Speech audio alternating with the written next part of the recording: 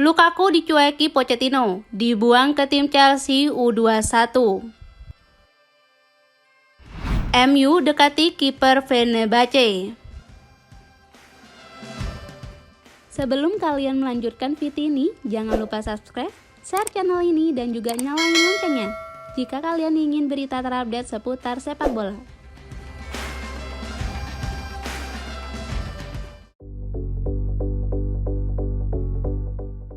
Masa depan Romelu Lukaku di Chelsea belum juga menemui kejelasan. Lukaku tak diinginkan oleh Mauricio Pochettino, tapi Chelsea belum juga berhasil menjualnya. Telegraph melaporkan bahwa Lukaku kini berlatih dengan tim Chelsea U21. Striker Belgia itu juga sama sekali belum ngobrol dengan Pochettino sejak manajer asal Argentina itu mulai melatih pada musim panas ini. Lukaku memang tidak masuk ke rencana Chelsea pada musim ini. Namun Chelsea tidak berniat untuk melepas Lukaku dengan status pinjaman untuk musim kedua secara beruntun. Lukaku awalnya diperkirakan akan gabung Inter Milan usai menjalani masa peminjaman selama semusim. Namun hubungan antara Inter dan Lukaku rusak setelah si pemain menjalani pembicaraan diam-diam dengan Juventus. Juventus sendiri pada prosesnya tak mampu menuntaskan transfer Lukaku. Dua tawaran Juventus yang melibatkan Dusan Vlahovic ditolak oleh Chelsea. Lukaku juga menolak tawaran besar dari klub Arab Saudi Al Hilal.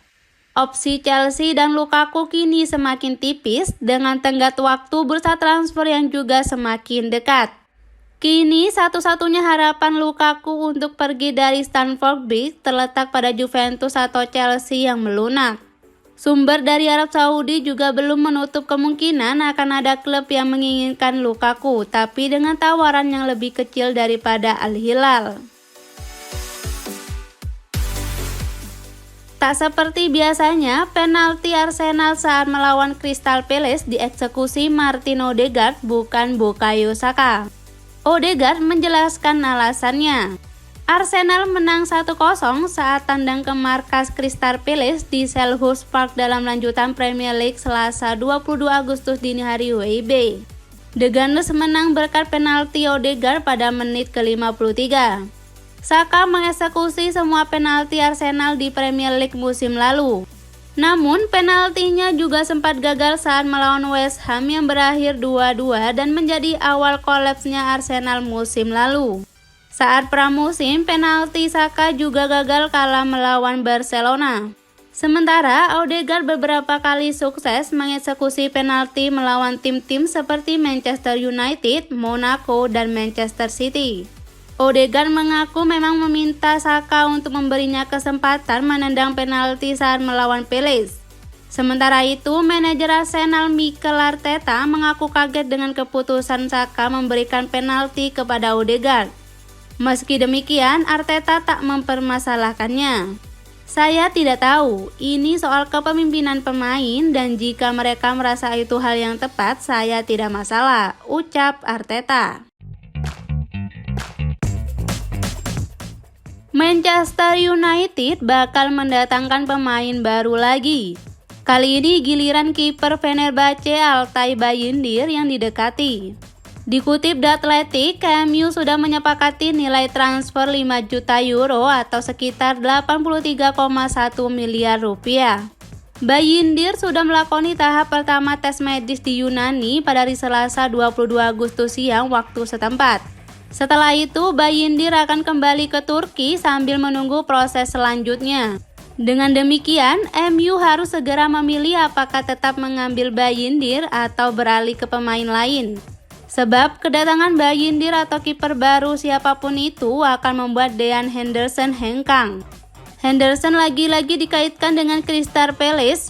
Palace saat ini masih melakukan negosiasi dengan MU terkait formula transfer, apakah dipinjam dengan opsi permanen atau langsung dijual. Munculnya nama Bayındır terbilang mengejutkan mengingat MU belum pernah dirumor akan merekrutnya. Bayındır berstatus sebagai kiper utama Fenerbahce sejak dibeli dari Ankara Gucu pada 2019. Dia sudah bermain 145 kali dengan 162 kali kebobolan dan 44 clean sheet dalam 4 tahun ini, termasuk 40 kali penampilan musim lalu. Keputusan Fenerbahce melepas Bayindir juga tak lepas dari keberhasilan mereka mencapai kata sepakat seperti kiper Dinamo Zagreb, Dominik Livakovic. Altay Bayindir akan jadi pemain baru keempat MU, sekaligus kiper kedua yang direkrut setelah Andre Onana. Sebelum itu ada Mason Mount dan Rasmus Højlund sebagai wajah anyar lainnya.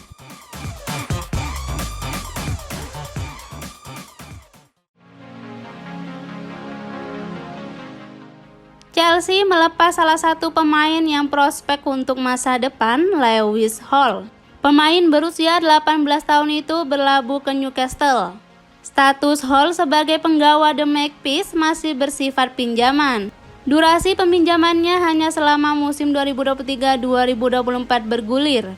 Namun di dalam kesepakatan peminjaman, Newcastle punya kewajiban membeli pemain berposisi sebagai bek kiri ini seharga 28 juta pound sterling.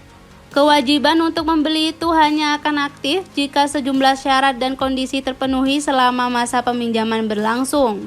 Chelsea sendiri sebenarnya terpaksa melepas Hall di musim panas 2023. Persaingan yang terlalu kuat membuat sang pemain tidak dapat tempat di skuad Chelsea. Posisi bek kiri sudah pasti akan ditempati oleh Ben Chilwell dan Mike Cucurella. Tidak hanya dua pemain ini, Hall juga akan bersaing dengan pemain muda lain di posisi yang sama.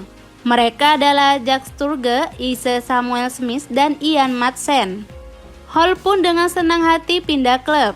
Saya bangga bisa bergabung ke sini. Saya dan keluarga adalah fans Newcastle. Saya tidak sabar segera memulainya.